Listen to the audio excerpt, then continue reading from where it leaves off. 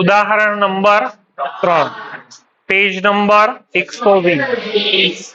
પૂનમની તારીખ 31/3/15 ના કાચા સરવૈયાની બાકીઓ આપેલી છે. વેપાર ખાતું તૈયાર કરો અને પછીનું કહો એટલું છેકી નાખો અને કામગીરી નફો દર્શાવે તે રીતે. આટલું વાક્ય છેકી નાખો. વેપાર ખાતું અને પછી બીજું શું બનાવવાનું કીધેલું છે? નફા નુકસાન ખાતું. નફા નુકસાન ખાતાની આખર નોંધ લખો, એ પણ આપણે લખવાની નથી. ચોપડી કરતા થોડો દાખલાનો જવાબ આપણે અલગ આવશે. જોઈએ સૌથી પહેલા શું આપવામાં આવેલો છે? સ્ટોક. સ્ટોકના કૌંસમાં તારીખ બોલો કેટલી છે? કયો સ્ટોક કહેવાય?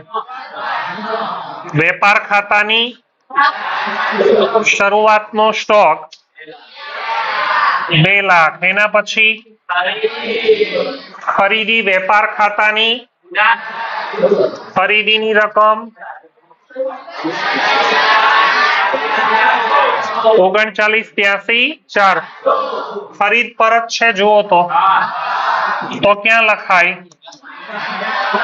ન હોય તો ક્યાં લખાય? સાથે લખી દઈએ ખરીદ પરત 2 લાખ. બંનેની બાદ બાકી 3783. ચલો એના પછી વાંચો. વેચાણ વેપાર ખાતાની વેચાણ 4346. વેચાણ આવે એટલે તરત જ એમાંથી બાદ શું કરી દેવાય? માઇનસ વેચાણ પરત. કેટલો? બાદ બાકી 43 લાખ. વેચાણની પછી ખરીદ પરત વેચાણ પરત આવી ગયો. બોલો આવક માલ ગાડા ભાડું વેપાર ખાતાની લખાશે આવક માલ ગાડા ભાડું રકમ. પછી શું છે? એ ક્યાં આવશે? નફા નુકસાન ખાતાની પહેલી 2 લીટીમાં લખાય. શું કામ? નફો કે ખોટ આપણને ખબર એટલા માટે પરીક્ષામાં છોડી દેવાની પહેલી 2 લીટી. બોલો જાવક માલ ગાડા ભાડું 7000. એના પછી ખરીદીનો ખર્ચ કહેવાય તો એને ક્યાં લખાય? વેપાર ખાતાની ઉધાર બાજુ મજૂરી કેટલો? 35000. એના પછી રેલવે નૂરને પણ કયો ખર્ચો કહેવાય? ખરીદીનો. વેપાર ખાતાની ઉધાર બાજુ રેલવે નૂર 20000 30. ચલો એના પછી બોલો પગાર ખરીદીનો ખર્ચ ગણાય. નફા નુકસાન ખાતાની પગાર 24000. નેક્સ્ટ. ખર્ચ આવે એટલે નફા નુકસાન ખાતાની સામાન્ય ખર્ચ. એના પછી આપેલું એટલે ખર્ચ ગણાશે કે આવક? ખર્ચ નફા નુકસાન ખાતાની આપેલ કમિશન 6000. એના પછી આપેલ એટલે ખર્ચ કે આવક? નફા નુકસાન ખાતાની આપેલ વટાવની રકમ. એના પછી ચૂકવેલ એટલે ખર્ચ કે આવક? નફા નુકસાન ખાતાની ચૂકવેલ ભાડું 800. મળેલ એટલે ખર્ચ કે આવક? નફા નુકસાન ઉધાર કે જમા? પહેલી 2 લીટીમાં લખાય. મળેલ ભાડું 6000. નેક્સ્ટ.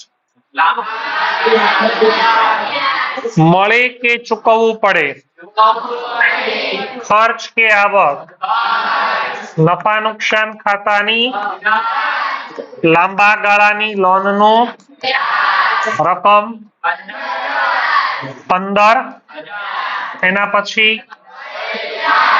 મળેલ ખર્ચ કે આવક નફા નુકસાન ખાતાની મળેલ વ્યાજ 5000 મિલકત વેચાણની ખોટ નફો કહેવાય કે નુકસાન નફા નુકસાન ખાતાની કાયમી મિલકત વેચાણની ખોટ રકમ એના પછી નફો આવક કેવા છે નફો અથવા આવક નફા નુકસાન ખાતાની કાયમી મિલકત વેચાણનો નફો 8000 એના પછી પેરેગ્રાફ 31/3/15 એટલે શરૂની તારીખ કે આખરની તારીખે સ્ટોક હોય એને શું કહેવાય વેપાર ખાતાની જમા બાજુ આખરનો સ્ટોક રકમ કેટલો 1,00,000 છે અન્ય કોઈ વિગતો પહેલું કયું ખાતું બંધ થાય વેપાર ખાતાની જમા બાજુનું ટોટલ બોલો 44 લાખ બંને બાજુ પર લખવાનું 44,90,000 ઘટતી રકમ 4,36,000 ઉધાર સાઈડ પર ઘટે તો શું કહેવાય કાચો જમા સાઈડ પર ઘટે તો કાચો નફો કે કાચી ખોટ ક્યાં લઈ જવાય ચાલો અહીંયા આ અસર ઉધાર બાજુ છે કે જમા બાજુ બીજી અસર જમા આની પછીનું ખાતું કયું છે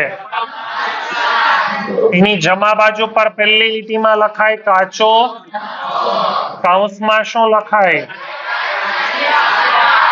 વેપાર ખાતેથી લાવ્યા રકમ 4 લાખ હવે કયું ખાતું બંધ કરવાનું નફા નુકસાન ખાતામાં કઈ બાજુ વધારે છે જમા બાજુનો સરવાળો આપો 4,56,000 જમા બાજુ 4,36 વત્તા 6 વત્તા 5 વત્તા 8,800 તો ટોટલ આવ્યું 4,56,400 તો બંને બાજુ પર ટોટલ લખાય 4,56,000 ચોપડીમાં જુઓ તો એવો જવાબ આવે છે એક લીટી છેકાવી છે એટલે જવાબ બંનેનો શું થાય બદલાઈ જાય આપણે આ રીતે ગણવાનું છે 4,56,000 ઘટતી રકમ 3 લાખ આ ઉધાર બાજુ પર ઘટ્યા કે જમા બાજુ પર ઉધાર બાજુ પર ઘટે તો એને શું કહેવાય ચોખ્ખો નફો કૌંસમાં બોલો મૂડી ખાતે આ નફો પાકા સરવૈયામાં મૂડીમાં ઉમેરાય કે બાદ કરાય